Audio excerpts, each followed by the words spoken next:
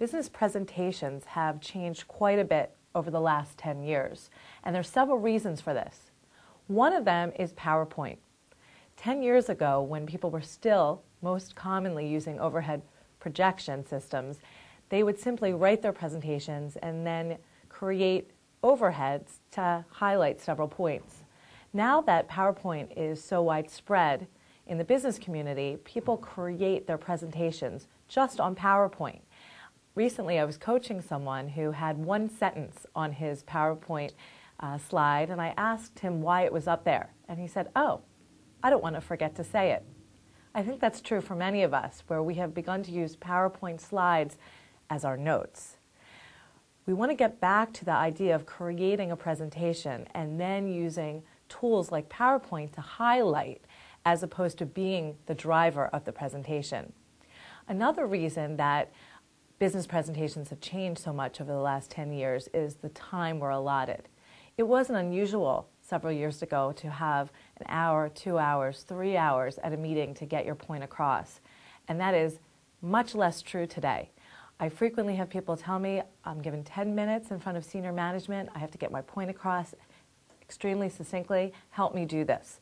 So our time is more valuable than ever, and we have to make sure we're using that time well. We don't have the luxury of the hours we had in the past. The third difference is around the casual nature of presentations.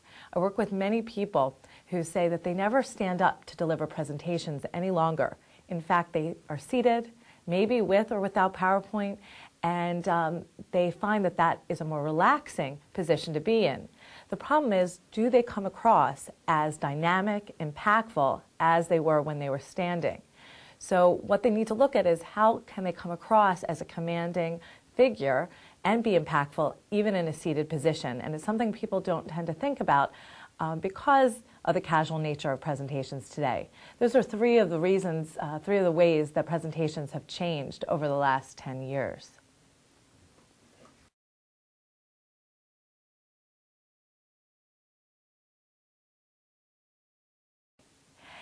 You're at a business meeting, you're surrounded by senior management, and you're asked a point of view question in an area you are actually an expert in. The problem is, at that moment, most people tend to either ramble, to or ah, and not necessarily to answer the question, even if they are experts in that area. So we are often asked, how do I present off the cuff when I'm not aware in advance what question will be asked to me? How do I handle that situation? And we give them several tools to handle it, and we also help them practice, of course. One of the tools we give them is a mnemonic called PREP. PREP is a structure and strategy to help them be clear and concise. It stands for, the first P is point of view. So you state your point of view up front, which is not what most people do.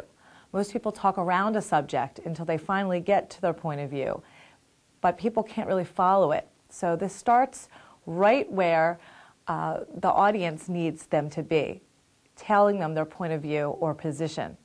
And then they give a reason for that. That is the R. We go then to the E, which is an explanation or an example which develops our reason for our position. And it ends with a final P, which is our final point of view. And it really is a linear, clear process for people attending the meeting to follow, and it makes you sound more like the subject matter expert that you are.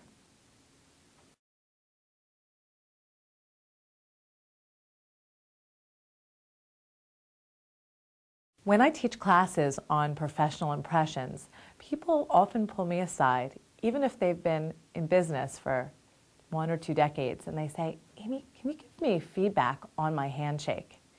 And maybe you, like them, are aware that handshakes are important, but are not sure if you're doing it correctly. And it is important. In fact, handshaking is the most important form of touch in American business. We don't do much of the bowing or the kissing that you might see in other business cultures around the world. So it's important that our handshake really says something about us, that we're approachable and we're confident and we're open to meeting people.